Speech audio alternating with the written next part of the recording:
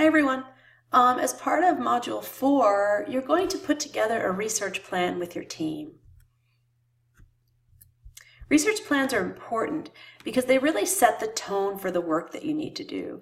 Although we're in step 2 here, a research plan is going to really anchor your work to say, here is the plan that we have to be able to understand our user. Here are the people that we're going to talk to. Here are the methods that we're going to use to understand them. And here are all the different parts of our plan and who's going to do what.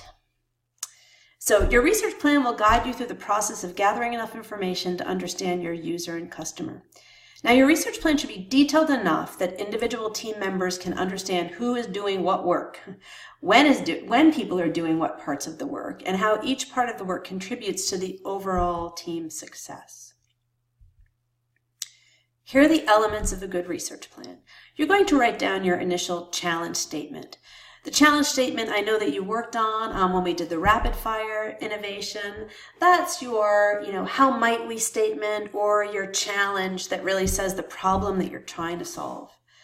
Then you're going to come up with your preliminary user description. Who are your users? Are they older adults? Do you have an age range? Are they younger adults who are at a really point in their life where they're doing a significant developmental shift, which would involve aging?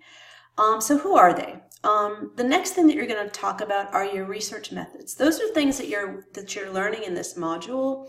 Overall, journey maps, interviewing, observation. Then you're going to talk about resources you need. You might want to be recording some of your ethnographic interviews. You might need sticky notes. Sometimes these are mundane things that you might need, but other times there might be something that you need that might be like a human resource. Like you need ways to travel, people to give rides, to be able to do your interviews in different places or locations.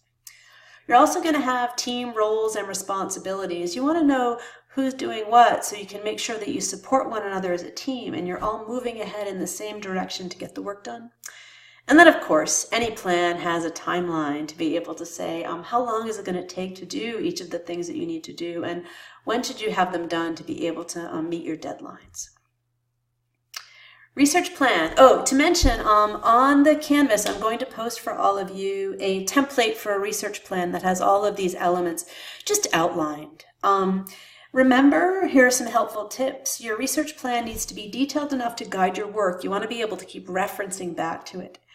You want it to be flexible enough that you can drive your investigation of human needs.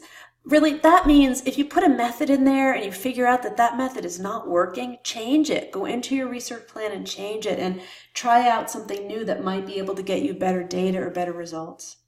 A really good research plan is always reached by team consensus. Everyone's looked at it and everybody thinks it's the right way to proceed with the work. The other thing, and this is important with any project, set realistic expectations for yourself. If you say you're going to interview 700 people this week, that's not going to work.